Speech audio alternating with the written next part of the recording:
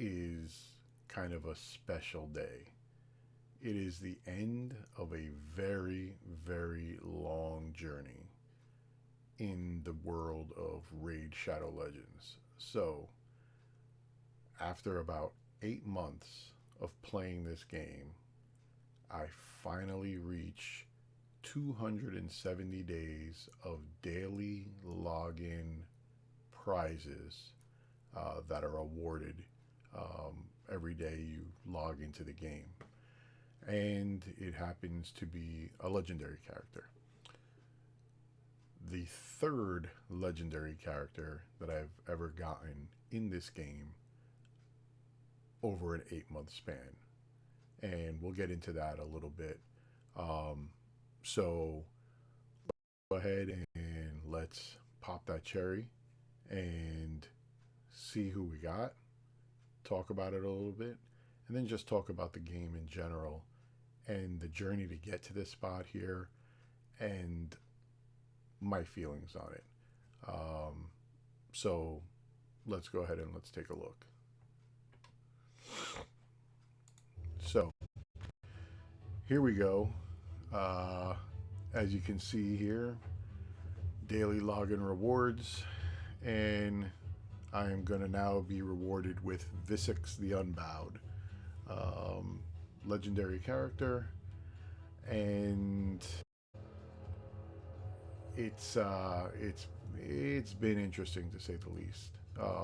You can see all the other daily rewards that I've gotten the past month, and then this is the journey here that we've started, all the way from the first month playing the game, and the first reward that we were, you can earn doing this. High Katoon, she's a decent character and stuff to have. Um, that was a month of playing the game, uh, learning the ropes, working toward that goal. Then we had 60 days in, and we get Yaga, another epic character, same as, we'll just go back for a second, same as High Katoon, epic character that's given out. And anybody who plays this game knows, you have the chances of getting epics if you have ancient shards or sacred shards, void shards. Um, but the percentages of pulling anything decent out of here, an epic or a legendary, are so tiny. And if you're a free to play player like I am, these rewards, or getting these characters, especially these high level legendaries and stuff, are almost nearly impossible. And I would have loved to have thought that that wasn't the case, but going through this for the past 8 months has pretty much shown me that unless you're a pay to play player, you are pretty much not guaranteed to pull any type of legendaries, um, not even remotely often. Uh, like I said, 8 months I've been playing. I have three legendary characters, and the only reason why I have them is because what you'll see in a second. Um, I earned them doing these dailies, and two legendary characters were earned doing these dailies.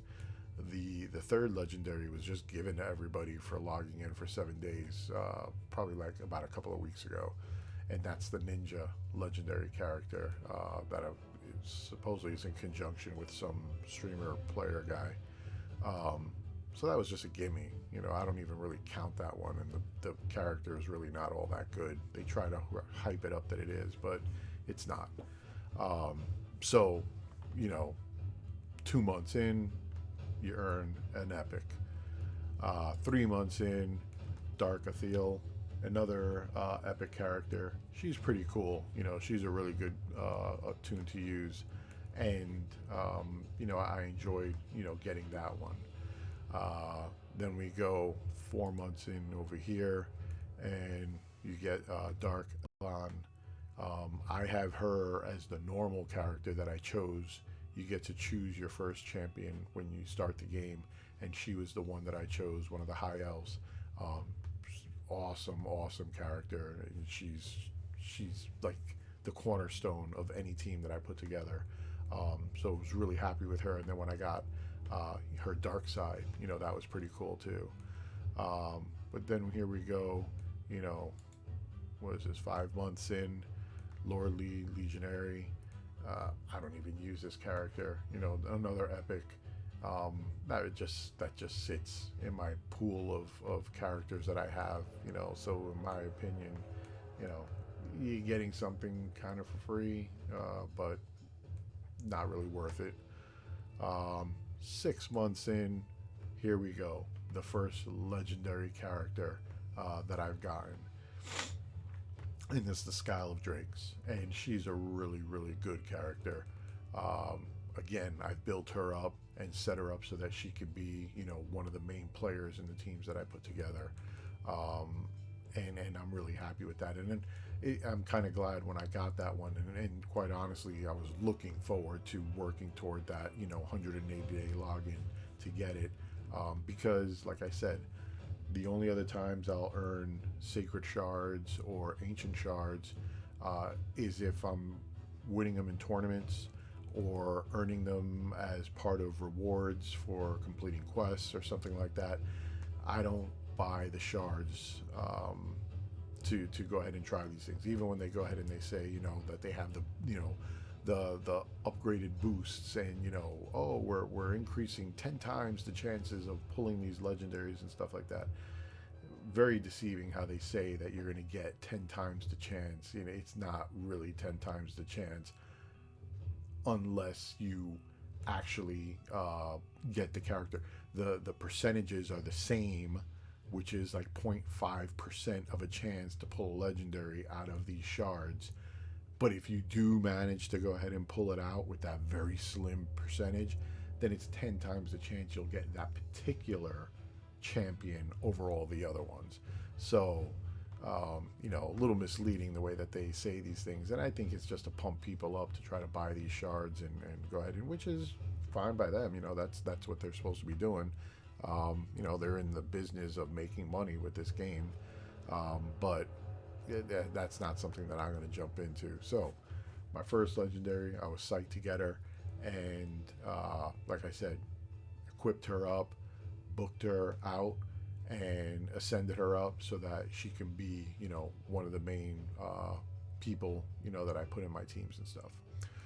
So then when we go 7 months out, and then, we got the Teonyx Hype Flower, another epic champion, and another champion that just sits in my stable. I don't even touch her. I don't even think I've even tried to level her up. My opinion, I have other champions that I like better than using her for a support role. So, again, it was cool to get it, but something that I'm not using. And by this time, I knew that there was one other legendary to be had by the daily logins. So at this point, I'm just in it to grind through these daily logins, working toward, the other legendary and stuff. And then this guy here, I actually had pulled from a Void Shard, but I wound up seeing that he was another one that you were able to earn. But again, another character that just sits in my stable. Don't use him for anything. I don't know. Maybe you guys feel that he's got some sort of merit and some sort of worth and stuff. I haven't seen it for anything that I'm doing right now, and there's other champions that I'll use instead. So that brings us to today, 270 days later, finally get my second and final, probably for a while, legendary champion, Visix the Unbowed. So I'm pretty excited to see how she's gonna, come into the mix with some of the other characters that I use. She's supposed to, be able to spin back turn meters. I have a couple of champions that speed up turn meters. I have, The first one that we ever got over here, Hail Khatun, you know, she manipulates turn meters as well. So I'm going to see, you know, how putting these two together, and then my turn meter speedster, see how that's going to work in regards to, you know, speeding up combat, setting these guys up, you know, like that. So yeah, here we go. After a long 270 days, I will finally collect my second legendary champion.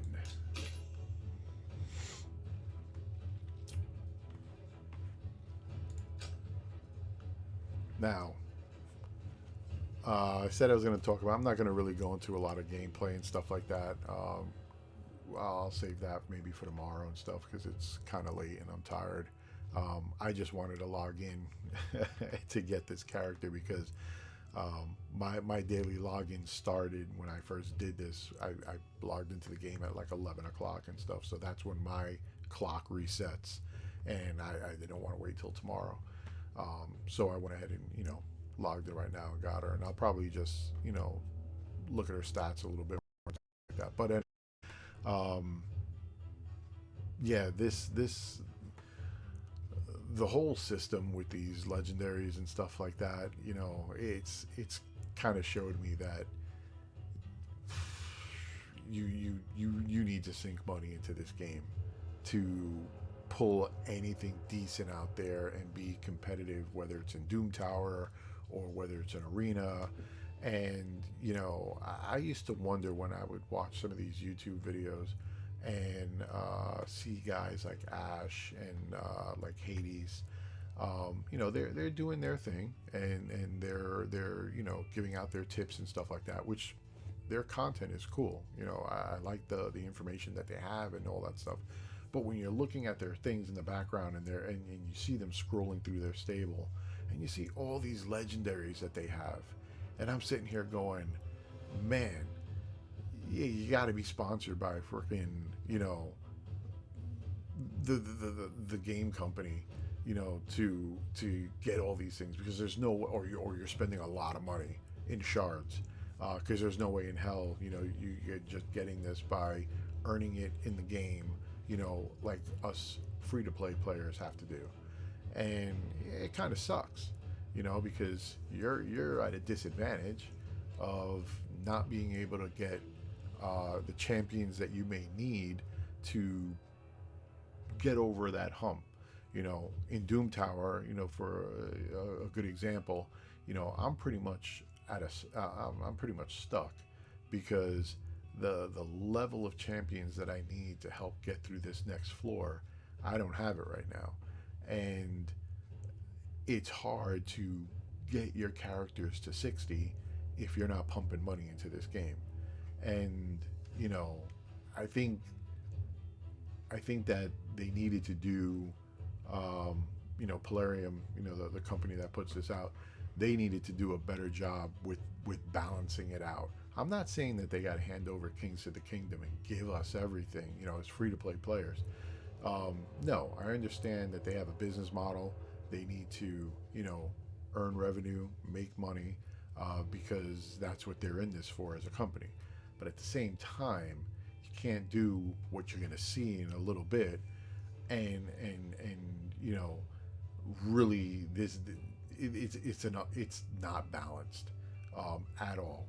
And there should have been a little bit more to kind of, you know, be able to give you the things that you need to be competitive. And you know, if you want to try to speed that up a little bit, you know, then you go to the pay side and stuff like that. But they really take the model of, you know, going after the whales in this game, big time. And usually when these games that, you know, have paywalls that they put things behind, they do better jobs at balancing it out to the point where they give the free to plays enough to make it feel like they're powerful, um, and just enough to make the whales jealous and want to sink more money, to show that, you know, they're the ones that are on top and stuff like that. But with the way Polarium's doing it, it's no, it's not even close. And I think that they rely a lot on what you're going to see now to kind of get things across. So I get less spam in my email than what I do when I log into this game. You get like four windows, five windows, one right after the other, right after the other, right after the other, getting you to try to spend money in this game. And look at this, one shard. I mean, in essence, this is all garbage. One shard, $25, and you know the shards that I've gotten and stuff like that. Like I said, I've been playing 8 months. I've gotten a few shards, and I've even saved a couple to open during events. Never pulled any legendaries. So the percentages that they have in this game are ridiculously stacked against you. And you're going to tell me that I got to spend $25 to gamble on trying to get something when at a 0.5% chance that I'm not, that I'm going to pull something out, and 99.5% chance that I'm not, I ain't sinking $25 to try to find that out.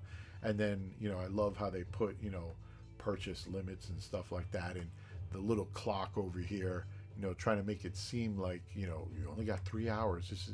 We're only going to offer this to you for a 3 hour window, but you can only buy it one time.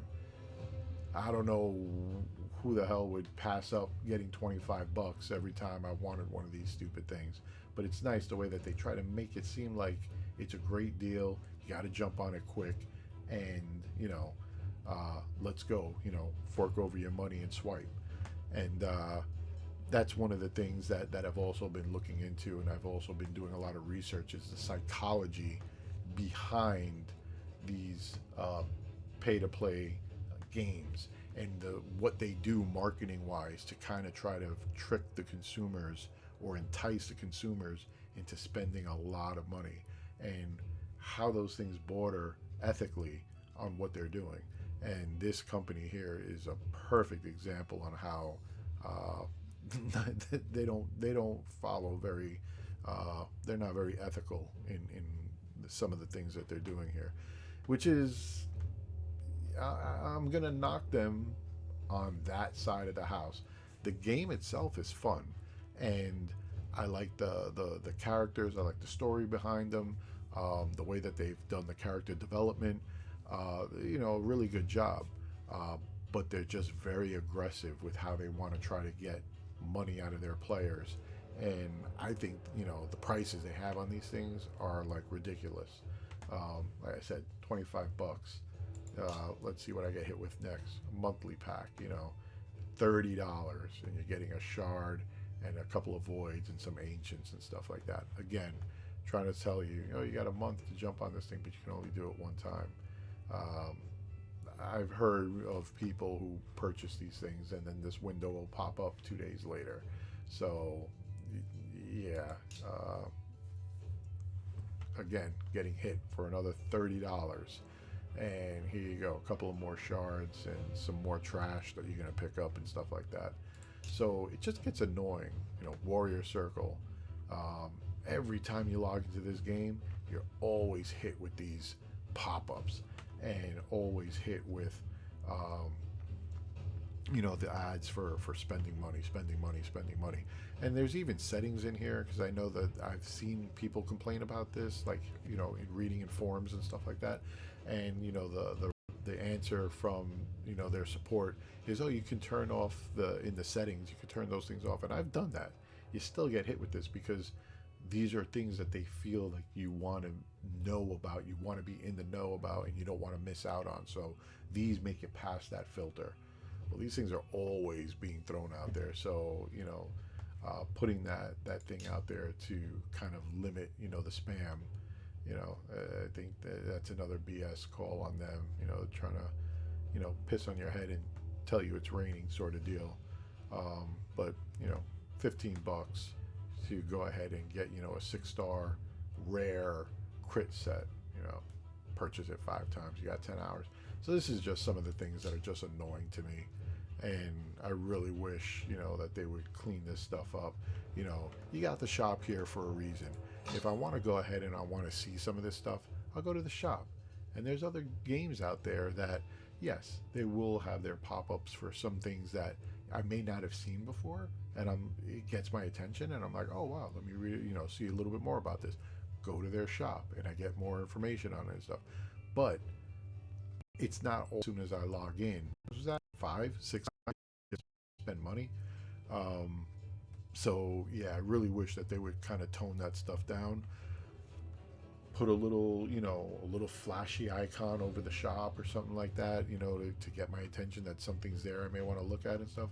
But stop throwing that stuff in my face. Stop trying to, hey, give me $30, give me $35, give me $45, give me $10. And it's fun to start out with large numbers, and then as you click through them and stuff, and they don't see any responses, I think the algorithm is set to kind of give you better deals at cheaper prices. So again, the psychology behind that's used to um, go after the consumer, which is a very interesting topic, and one that I'm like, you know, super excited to explore. But we have stuff here, and then here you go with all the things that you can buy on there. And I love how they have these like little chained offers where you go ahead and you buy this, and if you buy this, we're gonna unlock, for $10 you get this stuff, and now you unlock the next one, and the next one is who the hell knows, because I never bought one of these things. But then you get another one, then you unlock to get another one. So really, how much are you going to spend to get to level 4, and what are you exactly getting?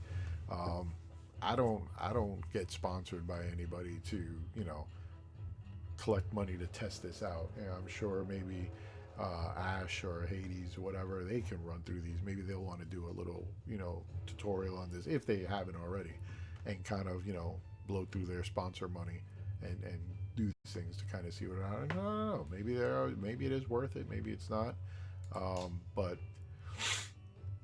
as a free to play player, like I said, the game is really stacked against you on what you need to do, to level your champions, to put together effective teams. I love that, to level these champions, you need to sack other champions of the same level to do that. So you work hard to build up a level 40, level 50 champion, and to get that guy to the next level, whether a 40 to a 50 or a 50 to a 60, you need to sacrifice X amount of champions to bring them up. So if I have a level 40 champion that I want to bring to 50, I gotta sacrifice 4 level 40s that are maxed, or just level 40s, to take that 140 into the 50 slot. And then once I got that 50 champion and I level it up and max it, then for me to go to 60, level cap, I got to sacrifice 550s. So that in and of itself is another uh, tool that they have in their toolbox to make you spend money, because unless you are just willing to sack a bunch of these characters that you're getting from ancient shards or whatever, it's hard because they all start out at low levels, and you got to bring them up, and it takes a lot of time. It takes a lot of food to do that, and it gets very frustrating. Unless you want to buy these chickens, buy the chickens to go ahead and level your characters without sacking or having to raise food to do it.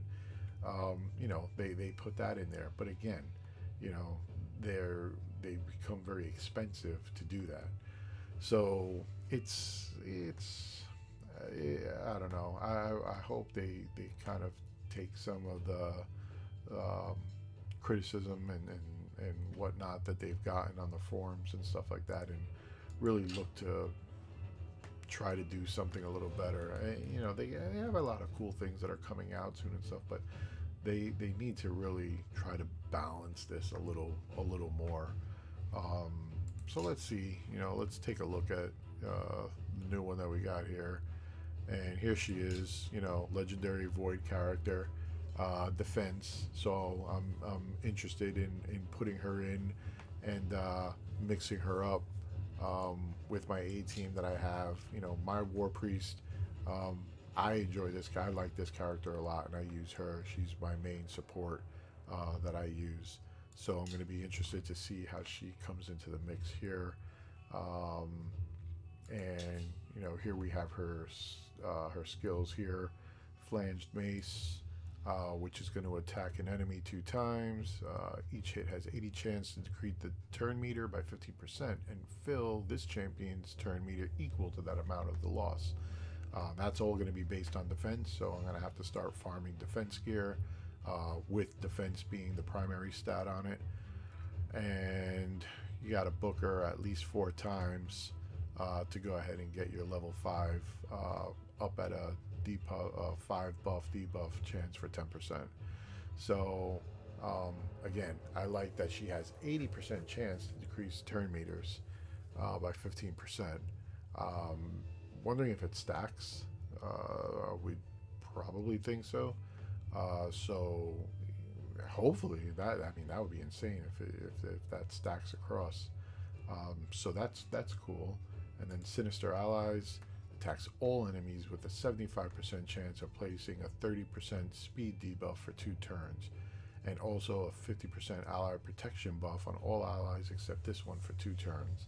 Again, that's going to be based off of damage, so my artifact sets are going to be damage as the primary, as much as I can. And to get this down, it's a 4-turn spell level, and to get that down to a 3, you got to book her at least 5 more times. So she is someone that I would go ahead and invest on those books when I can earn them, because like I said, I don't purchase anything, so I would have to earn these through tournaments or through questing or whatnot. So that's gonna probably take me a little bit of time to do. And then we have here an ability that unlocks at Ascension 3 called Single Combat. Attacks all enemies, places a provoke debuff for 1 turn, and a shield buff on this champion equal to 20% of the max HP for 2 turns. So we see she's everything here is going to be based on defense, and her aurora is increases defense and faction crypts by 37%. So yeah, she'll be one of the main characters that I use for my faction crypt team for Dark Elves, and she seems like a pretty solid character. She's got 7,500 reviews. Let's see where she shines up in Faction Wars, which if she's giving that, what was that, 37% or whatever it is, for allies in faction. Well, I can see, at a 3.9, that's not really that good. So, I mean, if you're looking at it from her stats, she has nothing over a 4 on anything here. Clan Boss is like really pathetic at a 2.7.